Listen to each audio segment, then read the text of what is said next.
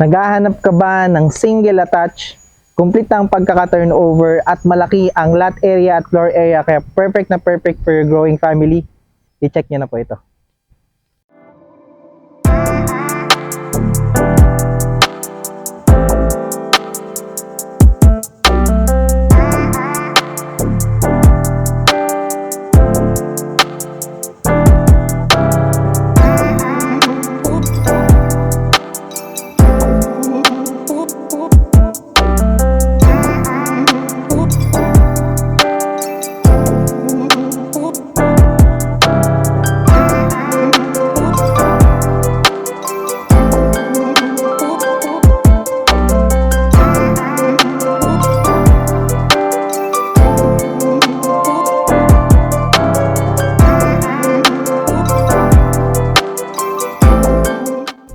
Magandang araw mga Kayor Homes. Nandito po tayo ngayon sa De Ocampo, 13 Martires, Cavite. And for today's house tour, i-feature po natin ang isa pong project po ni Masahito Homes, si Abia Model Unit. Pero bago po natin ito tignan, first, please make sure to subscribe sa aming YouTube channel and i-click nyo na rin po yung notification bell para whenever na mag-upload po kami ng bagong YouTube house tour, kayo po ay magiging updated po dito. Kami rin po ay nasa Facebook, so please click like and follow sa aming page para maging updated po kayo sa aming mga postings. Again, ako po si Carlo Felices together with my team po sa likod ng camera and welcome po kayo to another Your Homes House Tour.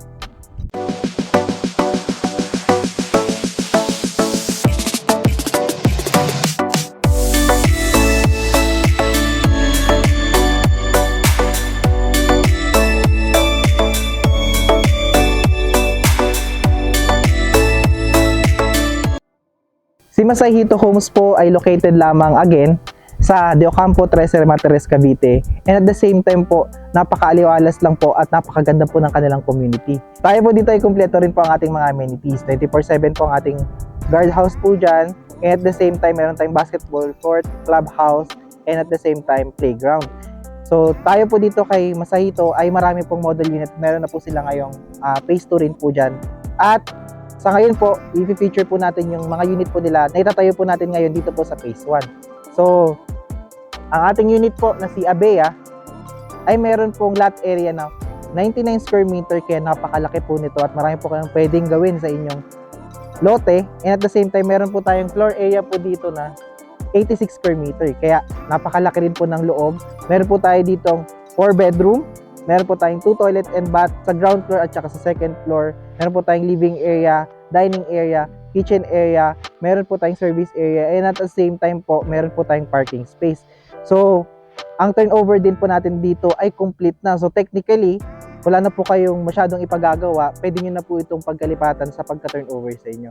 Ang mga unit din po natin dito ay almost lahat po ay RFO na. So, in case po na gusto nyo pong makalipat agad, pwede po natin pag-usapan yung term po ng inyong mga down payment.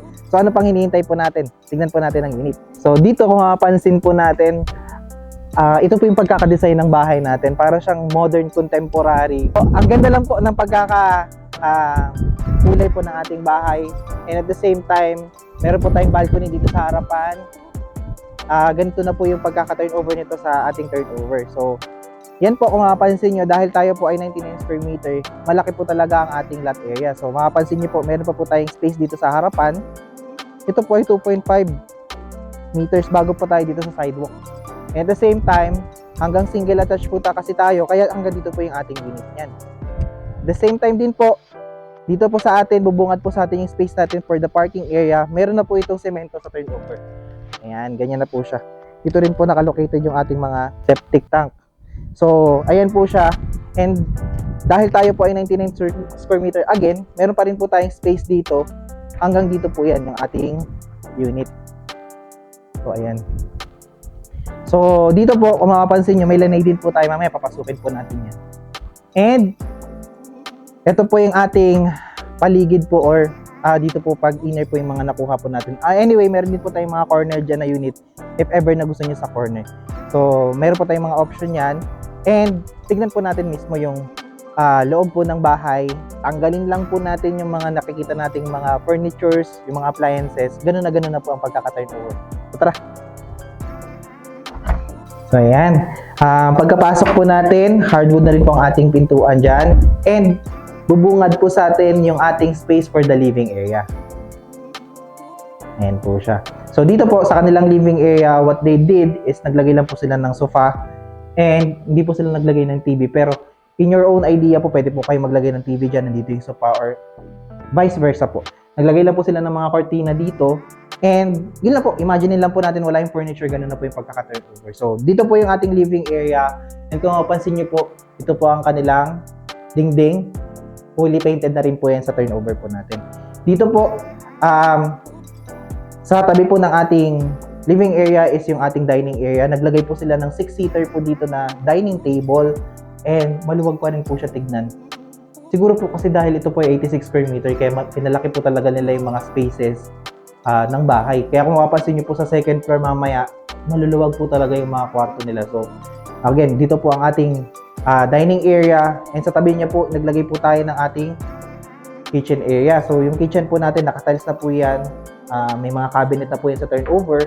And minimal lang po yung kanilang dinesign po dito. So, anyway, in your own design naman po, pwede naman po kayo maglagay dyan ng mga cabinet. So, dito, meron din po tayong space para sa ating refrigerator. And at the same time, dito po may saksakan na rin po tayo naka-ready dyan para sa ating mga kitchen appliances. So dito rin po located yung ating circuit breaker. Inaayos lang po nila ito. Pero dito po yung located. And meron pa rin po tayong bintana dito para may papasok po tayong natural light sa ating kusina. So this is the space for the dining and kitchen area. Dito po sa tabi ko, kung mapansin nyo po, nandito naman po located ang ating first toilet and bath dito po sa ground floor.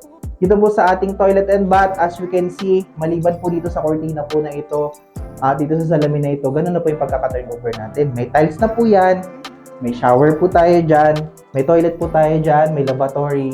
So, meron po tayong toilet paper holder at soap holder. Meron pang saksakan dito in case po na gusto nyo po magkabit po or magpapakabit po kayo ng heater po ninyo. Meron din po tayong maliit na ventilation dito.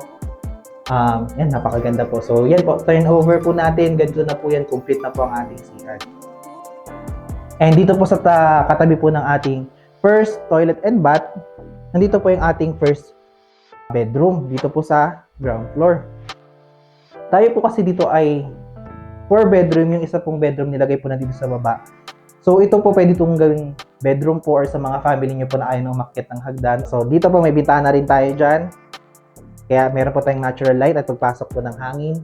And at the same time, ginawa lang po nila itong parang maliit na family area kasi sopa lang po yung nilagay po na ladies. So, you can do yung idea po na gusto po ninyo dito sa space na to. Pero ito po, napakaganda. No? Meron pa tayong additional na bedroom dito po sa ground floor. So, ayan po. Kung mapapansin nyo po, dito naman po sa side na to, dito po yung ating access naman po para sa ating service area.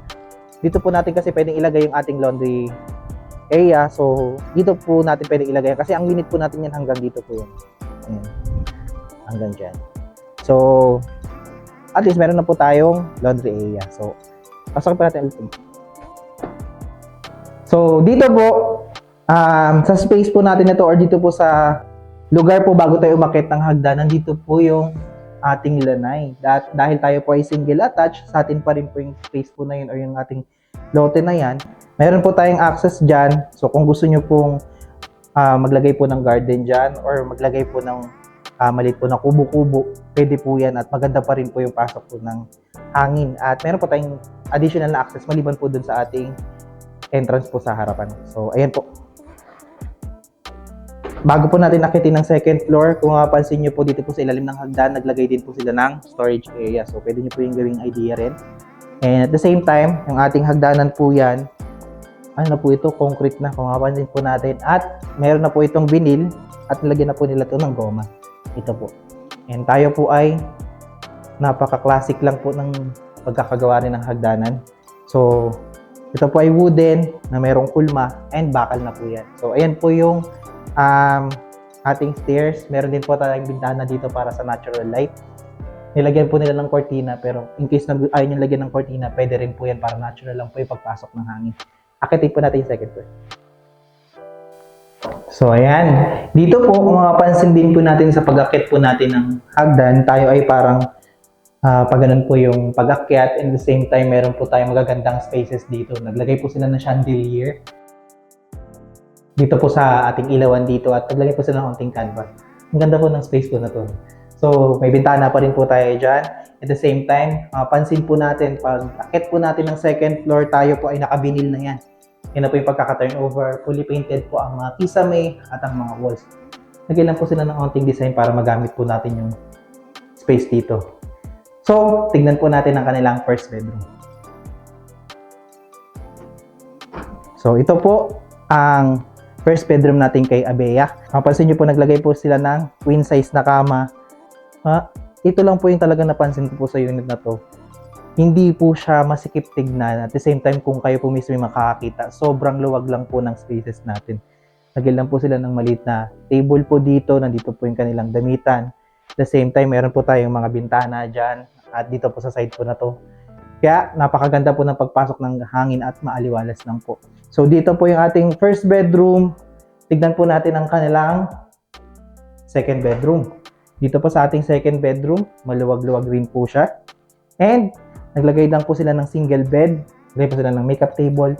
And may bintana rin po tayo dyan dahil ito po yung matatanaw natin dito yung service area po natin. So this is the second bedroom naman po.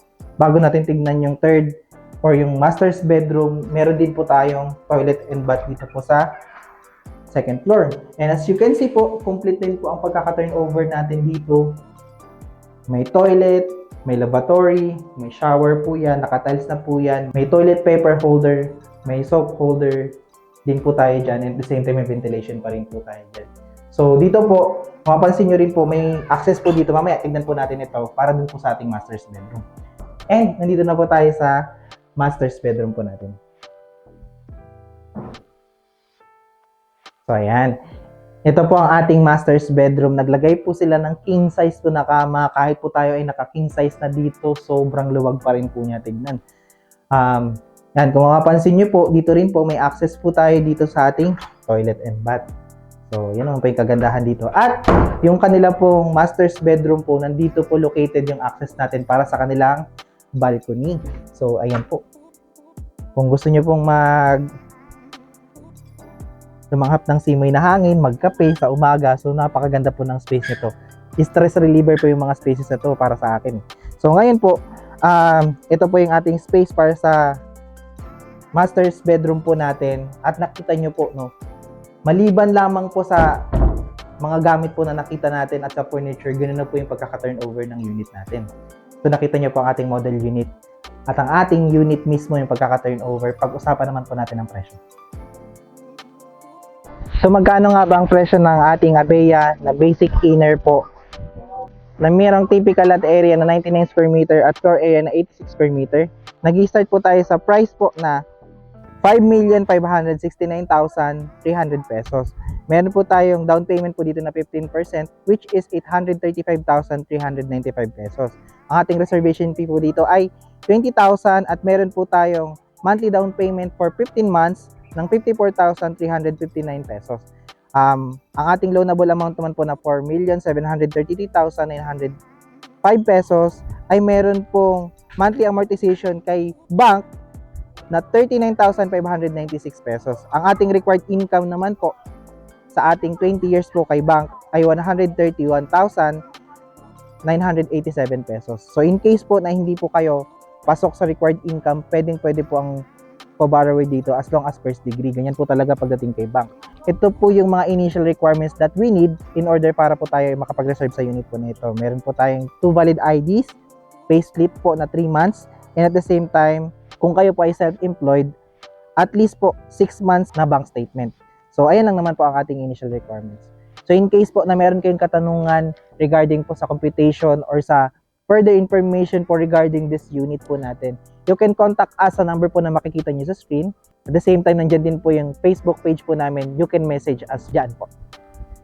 Kaya kung kayo po ay naghahanap ng single attached at complete na po ang pagkaka-turnover at less na lang po yung gusto nyong ipagawa sa inyong unit. At the same time, merong malaking space for the lot area and floor area. Kaya perfect na perfect for your growing family. At located lamang dito po sa 13 Martires, Cavite. I-check nyo na po ito. Kung hindi pa po kayo nakasubscribe sa aming YouTube channel, please like, share, and subscribe na rin po para maging updated kayo sa aming mga bagong ipipicture na bahay na kagaya po nito.